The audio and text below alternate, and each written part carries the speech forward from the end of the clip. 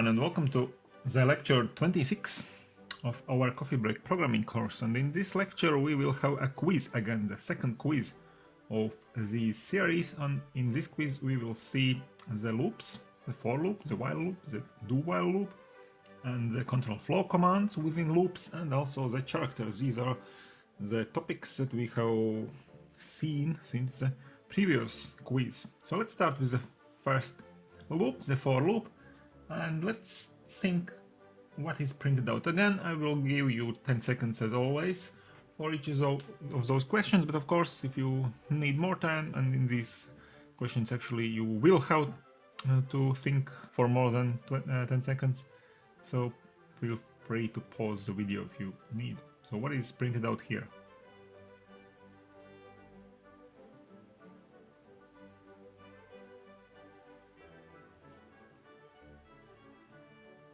So let's see the one for loop here. So the head of the loop, as we can see, provides the information about the variable I, which starts with value 1 and ends with value 16.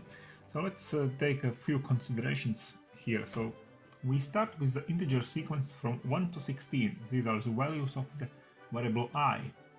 And now we go into the for loop, and there is only one command in this for loop, this if command. This whole is one command here. If something, then we do this line, else we increase I by 3.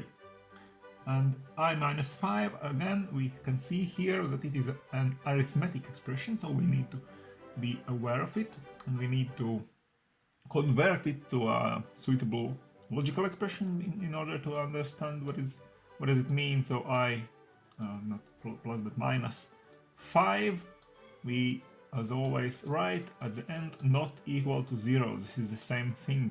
This is a logical expression, of course. If I minus 5 is not equal to 0, means the same as I is not equal to 5. Okay, so if I is not equal to 5, then we do this one, else we do the increment here. So if the given number is 5, then we do the increment here, and it means that we skip the next 3 numbers, because increasing by 3 and afterwards increasing by 1 here, as always, after each iteration of the loop, means that if I is 5, we just skip the next 3 numbers, 6, 7 and 8, and we continue with the next number being 9. And in the other case here, if I minus 5 is not equal to 0, or in other words, if I is not equal to 5 for all other numbers, we perform this line here, and this line here is another if statement. So if I percentage 2 means again the same thing. Again, if I percentage 2 not equal to 0, again we should convert it to a logical expression, and it means that I does not divide by 2, or in other words, it means that it is an odd number if it doesn't divide by 2. So in this case, when I is an odd number, we increase I by 2, meaning again the same thing, we skip the next 2 numbers from the sequence, from this initial sequence, for all odd numbers, excluding 5, because 5 is dealt by here. Else means if it is an even number. If it's an even number, we just at last go to this printing here, and we print out I minus 1.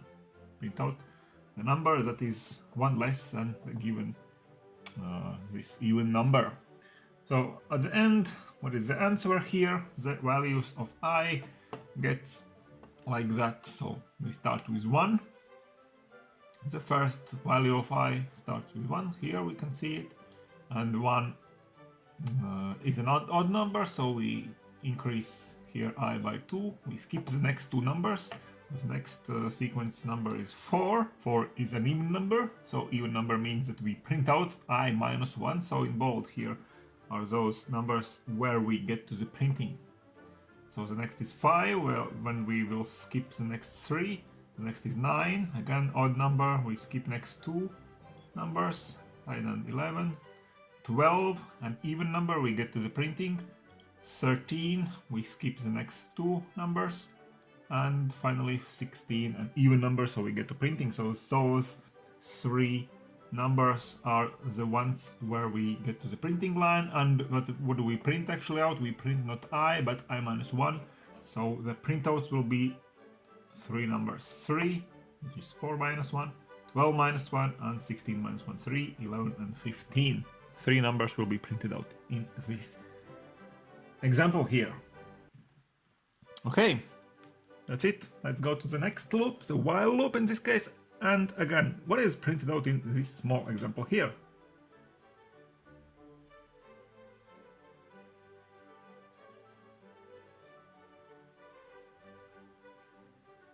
So here we can see that it is a much smaller example, and the considerations again, some here. So we will start each iteration with this while consideration here.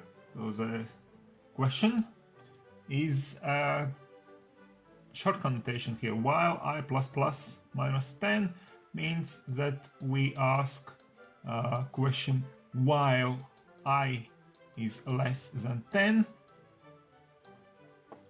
and I plus plus is the next command. So the first command actually inside the while loop. We can write the same thing like that. There will be while loop.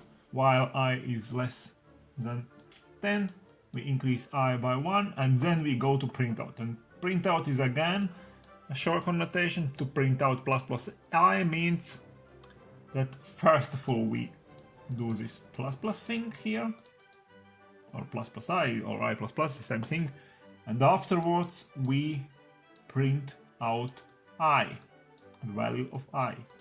Okay, so actually the same while loop can be overwritten like that without any shortcut notations, and now it's more or less evident, I think, that actually we only go with such a values of I inside the loop. Inside the loop, I mean to this part, till this part, because this first shortcut notation is here in the while condition. So we start with I equal to 0. We first full increase I by 1 here, this first increment command, and secondly we increase I by 1 shortly after that again.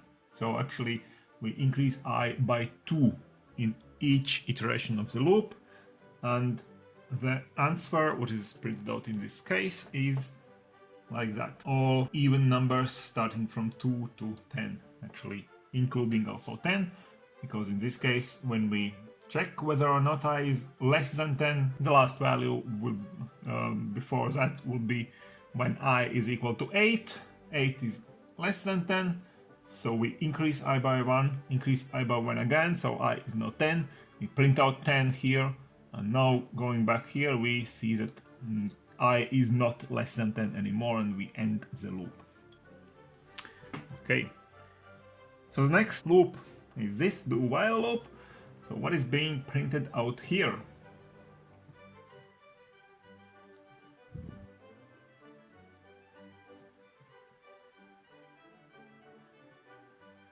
So in this case it's quite straightforward actually loop, only one consideration about this shortcut notation.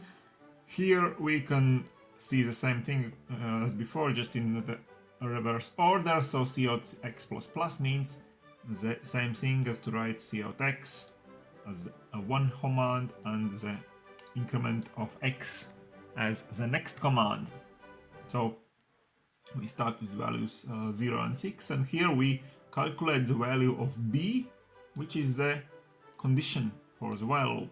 So first of all, 6 is greater than 4, so b is true, and we go to printing. Here we print out x, which is 0. So while b is true, we go back again here. Now x has been increased to 1, and we calculate the next value of b here. So again, if we calculate if 6 is greater than 1 plus 4 in this case, so 6 is greater than 5, still true, so B is true. And we go here and print out x, which is 1 already, and now we increase x to 2, and B is true, so we go back here and again we calculate B for one more time. So now x is 2, 6 is greater than 2 plus 4, 6 is greater than 6, so it's false. At last B is equal to false, but still we go to the next line here and we print out x, so we print out 2. Now increase x by 1 to 3, but B is false, so while B means that we end the loop at this point, and we have printed out really 3 numbers 0, 1 and 2. And these are 3 loops, and now let's go to some control flow commands, and of course we only will look at 2 control flow commands, continue and break, and let's see such a for loop with those 2 commands. So what is being printed out here?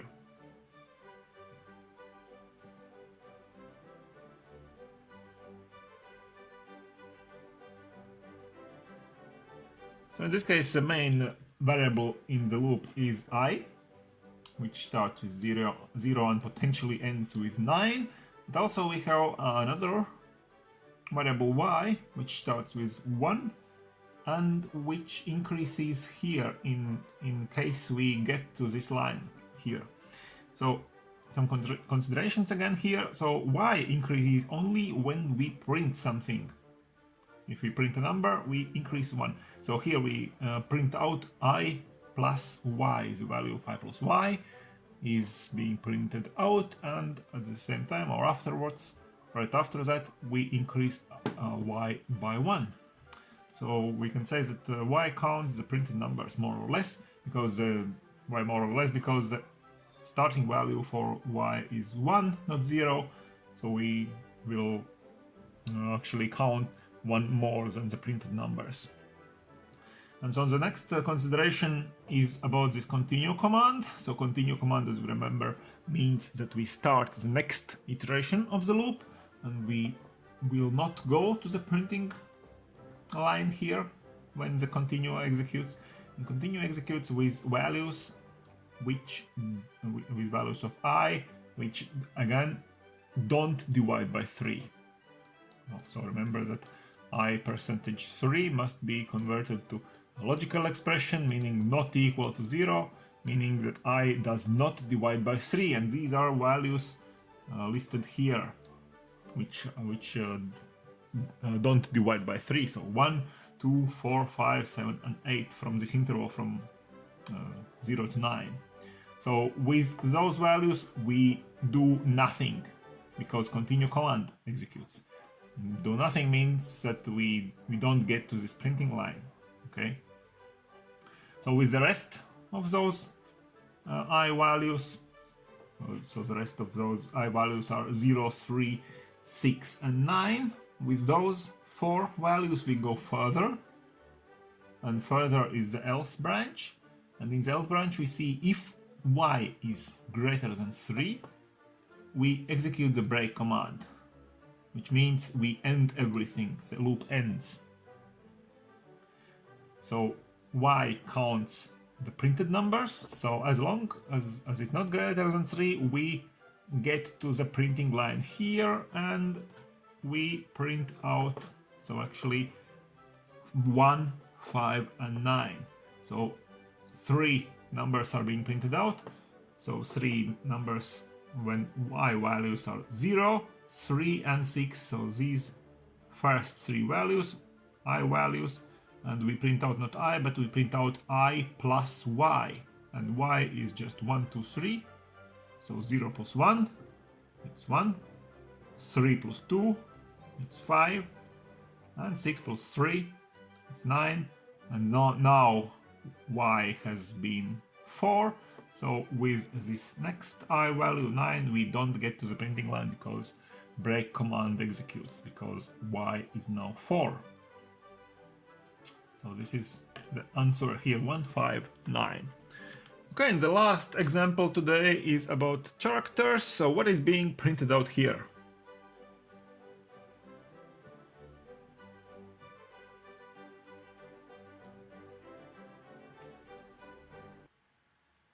So I hope you all remember the basics about the characters from the previous lecture. So the biggest consideration here was maybe about this subtraction here.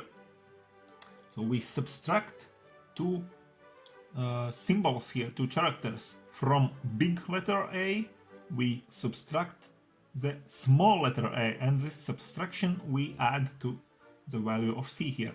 So the first consideration is to understand that this subtraction, this one, is actually the gap between any two respective letters, not just the gap between small letter A and big letter A, but between any two respective letters, big case and small case, in the symbol table, because as we remember, all big case letters are alphabetically sorted one by one in one place, in one area of the symbol table, and also the small case letters are alphabetically stored. So between, for example, small letter B and big letter B is the same distance, the same gap, the same subtraction as, for example, between letter R, small letter R, and big letter R. So for any letters, the gap is the same, of course.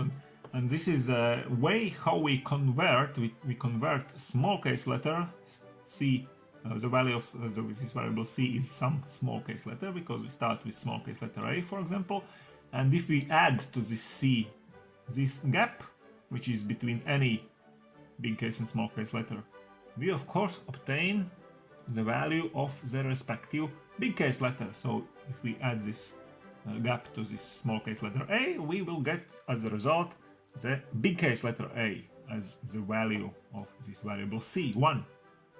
Okay, so here we print out C, we print out this dash, and we print out C1, which is the big case letter that represents the same letter as C. Okay, and also here the shortcut notation, we print out C++ means that we print out C, and afterwards we increase C by 1. So we do it as long as C is still less or equal to a small case letter Z. So we go through the whole alphabet. Actually, we start with small case letter A, and for each letter we print out small case letter, which is C, and this same letter in big case, so C1. And we do it for the whole alphabet. So the answer will be something like that: A, B, B, and so on until Z, end line after each pair. So in one column will be printed out the whole alphabet, small case letters and big case letters respectively.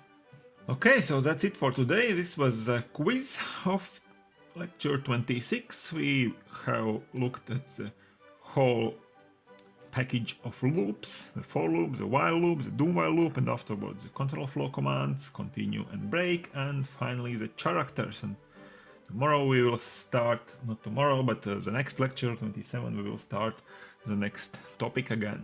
So I hope you have done quite alright in this quiz. Please share your results maybe in the comment section below. Maybe also share what you didn't get right in this quiz, or maybe something you didn't understand from the solutions. And of course, stay tuned to my channel, subscribe to it, and see you soon. Bye!